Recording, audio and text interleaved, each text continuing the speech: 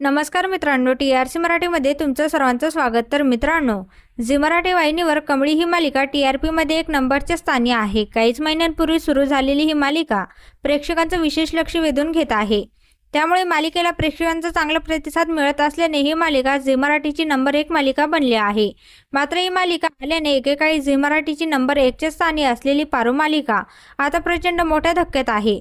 कमळी आणि पारो मालिकेमध्ये पाहिलं तर दोन्ही मालिकांचा पॅटर्न सेम वाटत आहे। पारो आणि कमळी सेम कपडे, सेम उंची आणि दोघी गावाकडून आलेले दाखवण्यात आले आहेत। त्यामुळे झालं असं की झी मराठीने ही नवी मालिका सुरू करताच प्रेक्षकांनी पारो मालिकेवर पाठ फिरवली, कारण पारो खूपच जुनी झालेली ताणलेली मालिका वाटत होती आणि तशाच पॅटर्नमध्ये सेम कमळी मालिका नव्याने आल्याने सर्व कमळी मालिका पाहू लागले।